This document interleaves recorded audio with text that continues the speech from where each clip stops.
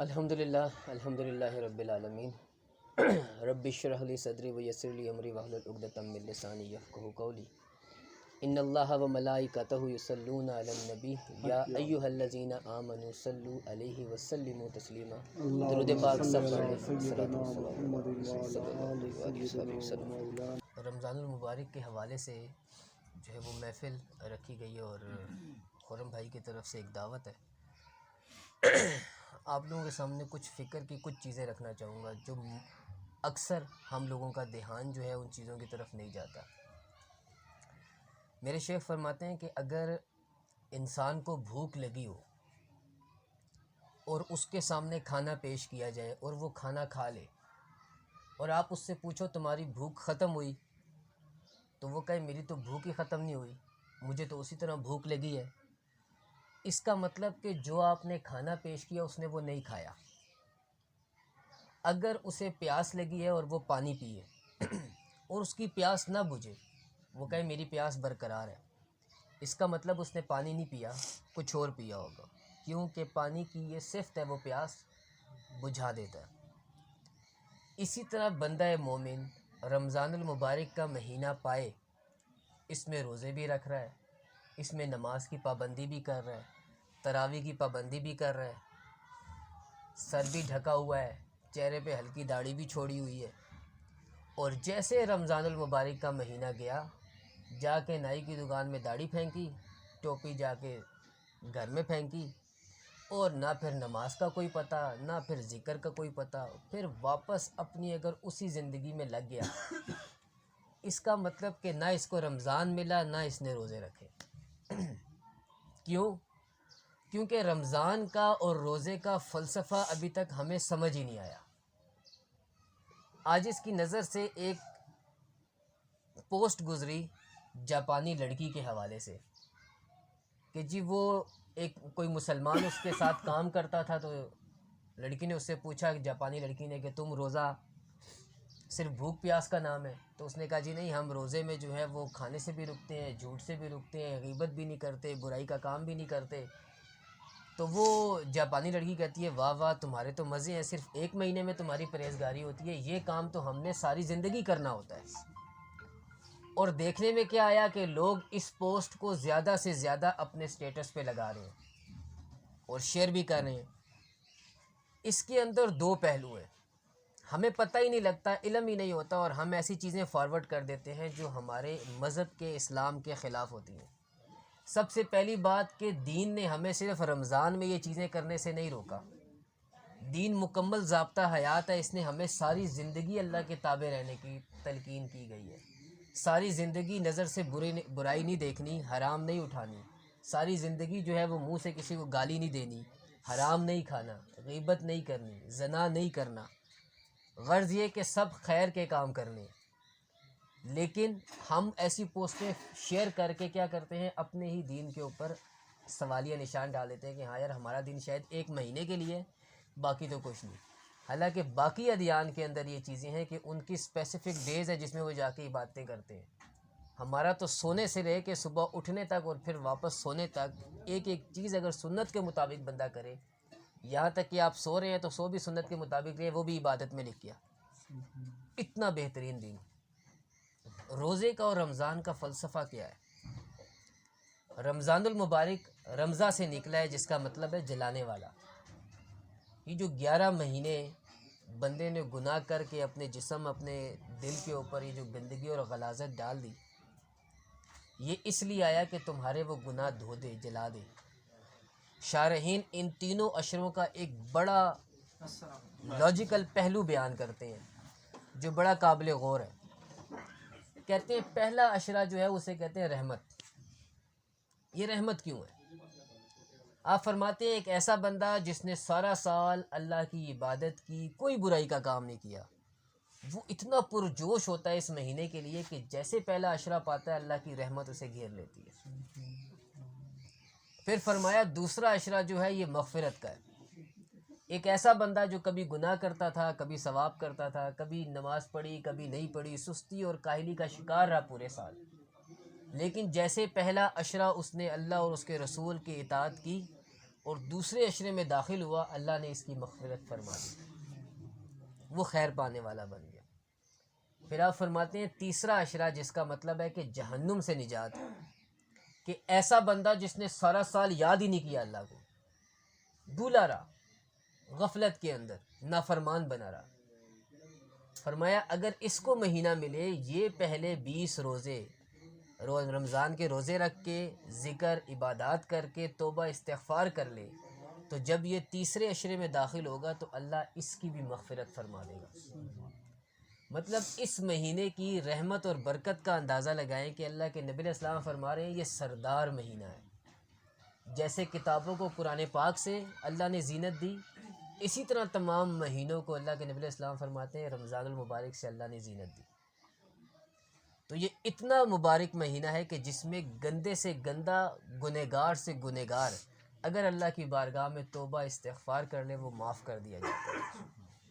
اس کا فلسفہ سمجھنے کی ضرورت ہے، یہ کس لیے آتا ہے رمضان المبارک۔ ایک حدیث پاک ذہن سے گزری نظر سے کہ اللہ کے نبی علیہ السلام نے فرمایا اگر میرے امتیوں کو اس رمضان کی برکت کا اندازہ ہو جائے کہ یہ کتنا بڑا مہینہ ہے، تو وہ یہ دعا کریں کہ یا اللہ 11 مہینے بھی رمضان ہی رہے۔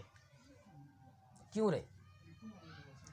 یہ جو 11 مہینے ہماری پریکٹس شیطان نفس کے ساتھ چل رہی ہوتی ہے، اب آ کے شیاطین جو ہیں وہ جکڑ دیے گئے، سمندروں میں پھینک دیے گئے، آپ دیکھتے ہیں مسجدیں بھر جاتی ہیں، لیکن جیسے رمضان ختم ہوتا ہے واپس مسجدیں ویران ہو جاتی ہیں۔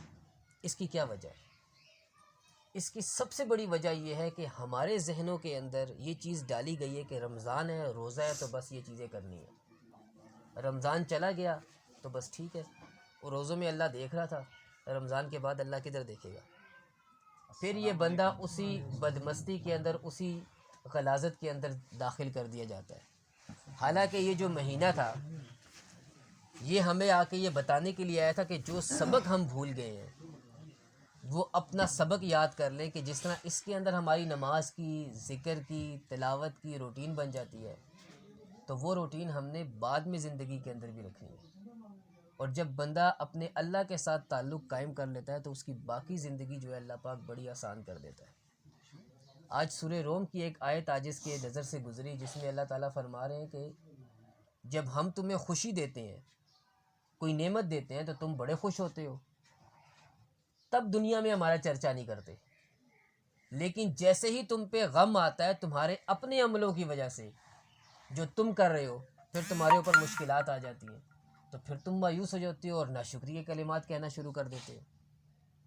تو آج اگر ہم اپنی زندگیوں پہ نظر ڈالیں نا، ہم نماز بھی پڑھ رہے ہیں، ہم ذکر بھی کر رہے ہیں، ہم روزے بھی رکھ رہے ہیں، لیکن اس کے باوجود ہماری زندگی کے اندر سکون نام کی چیز نہیں ملتی۔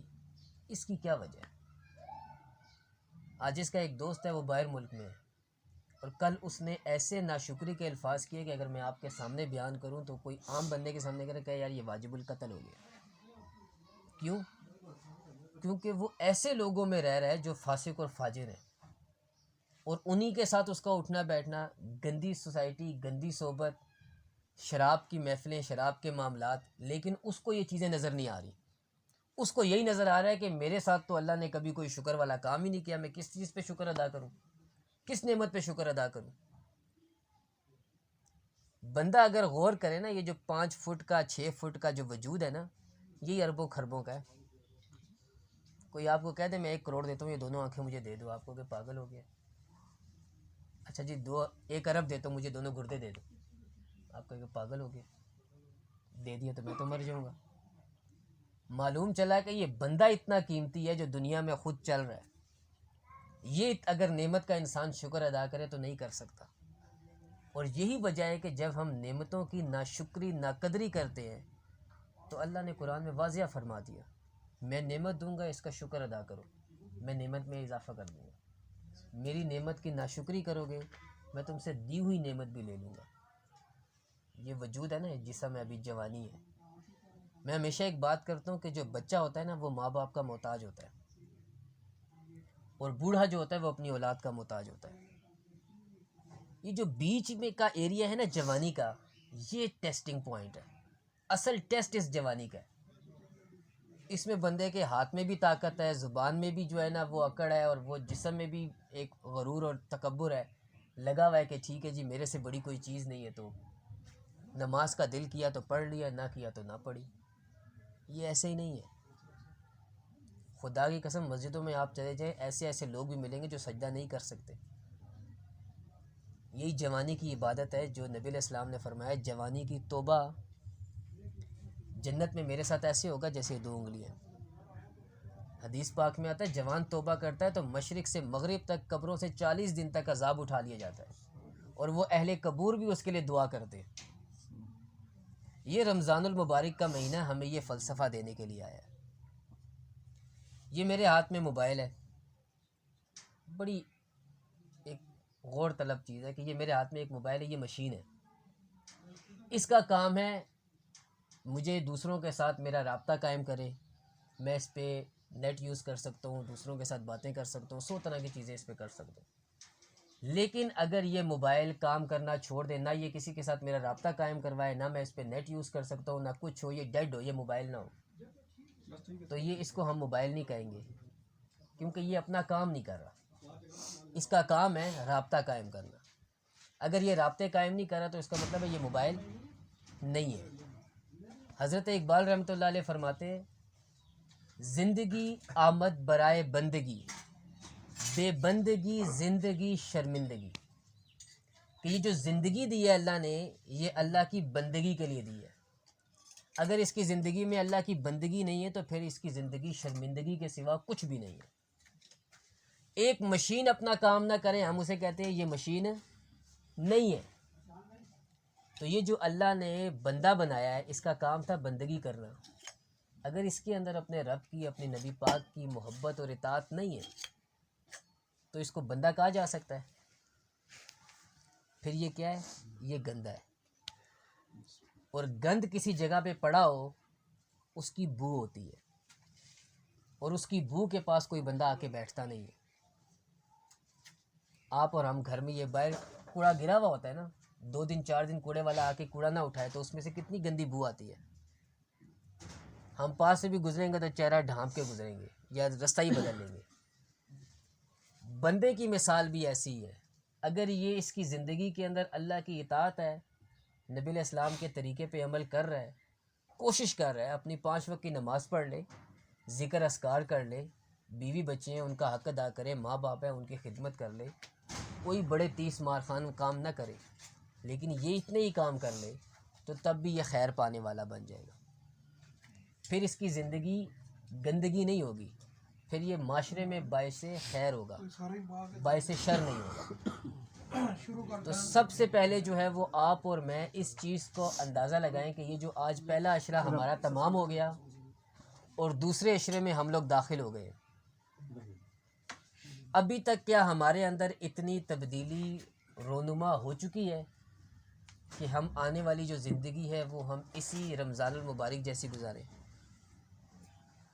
اگر وہ بندے والی کیفیت پیدا نہیں ہوئی، جب نبی علیہ السلام معراج شریف پہ گئے نا، تو جب اللہ سے ہم کلام ہوئے تو نبی علیہ السلام نے اللہ سے فرمایا کہ یا اللہ میں تو دنیا میں کہتا رہا کہ تو میرا محبوب ہے، آج تو کہہ دے کہ تو میرا بندہ ہے۔ اور یاد رکھیں کہ قرآن کے اندر جہاں انسان کا لفظ استعمال ہوا ہے نا، اس کا معنی لیا گیا ہے خواہشات سے لتھڑا ہوا انسان، اور جہاں بندے کا معنی استعمال ہوا ہے اس کا مطلب ہے یہ اللہ کی بندگی کرنے والا ہے۔ تو آپ نے اور میں نے یہ دیکھنا ہے کہ یہ رمضان ہمیں انسان سے بندہ بنانے میں کامیاب ہو گیا یا ہم اپنے نفس کے خلاف بندہ بن گئے۔ اگر ابھی تک نہیں بنے تو پھر اس سے بڑی رسوائی جو انسی ہے نا وہ اور کوئی نہیں ہو سکتی۔ رمضان المبارک کا یہ جو مہینہ چل رہا ہے اس کے اندر کچھ خاص عبادات ہیں جو اس مہینے سے منسوب ہیں، اور کوشش کریں کہ یہ جو آگے کے دن رہ گئے ہیں ان دنوں کے اندر ان عبادات کو زیادہ سے زیادہ پریکٹس کریں، اور ہر دعا کے اندر اللہ تعالیٰ سے یہ مناجات لازمی کریں کہ یا اللہ ہمیں استقامت عطا فرما۔ کیونکہ حدیث پاک ہے، میری بات نہیں ہو رہی کہ میں اگر اپنے پاس سے کوئی بات کر رہا ہوں تو آپ اس کو مانیں یا نہ مانیں، کوئی بات نہیں، لیکن یہ بات ہو رہی ہے اللہ اور اس کے رسول علیہ السلام کی، اور ان کی بات پہ اگر کسی کو شک ہے نا تو پھر اس کے اندر ایمان نہیں ہے۔ اور آقا علیہ السلام نے فرمایا کہ ہر بندے سے اس کی ریت کا سوال کیا جائے گا۔ تو صحابہ تشریف فرمائے کہ یا رسول اللہ، ریت تو بادشاہوں کی ہوتی ہے، ہم میں سے کئی ایسے لوگ ہیں جو غریب ہیں، فقیر ہیں۔ تو اللہ کے نبی علیہ السلام نے فرمایا کہ ریت صرف جو سی ہے وہ بادشاہوں کی نہیں ہوتی ہے، جو اللہ نے انسان کو یہ جو 5-6 فٹ کا وجود دیا ہے، آنکھیں اس کا وہ بادشاہ ہے، اس کو جیسا حکم دے گا ویسے دیکھیں گی۔ زبان اس کا بادشاہ ہے، اس کو جیسا حکم دے گا ویسے بولے گی۔ ٹانگیں اس کا بادشاہ ہے، جیسا حکم دے گا یہ ویسی محفل میں جائیں گی۔ غرض یہ کہ یہ پورا وجود جو ہے یہ انسان اس کا بادشاہ ہے۔ تو آپ نے اور میں نے جو سب سے زیادہ اس چیز پہ فکر کرنی ہے کہ یہ جو ہمیں اعزاز جس کا ہم بادشاہ بنائے ہوئے ہیں، کیا ہم اللہ کی اس امانت کو واپس امانت کے طور پہ لوٹا پائیں، یا جو امانت اللہ نے ہمیں دی تھی ہم نے اس کو گندا اور غلیظ کر دیا۔ حدیث پاک میں آتا ہے کہ رمضان المبارک میں 1 مرتبہ سبحان اللہ کسی نے کہا، غیر رمضان میں 1,00,000 مرتبہ کہے، کب تب جا کے رمضان کے 1 مرتبہ سبحان اللہ کے برابر ہے۔ اور 1 رکعت پڑھتا ہے تو وہ غیر رمضان میں 2,00,000 رکعت کے برابر ہے۔ اور مسافر کو کھانا کھلائے تو اللہ کے نبی علیہ السلام فرماتے ہیں پل صراط پہ سے بجلی کی طرح گزر جائے گا۔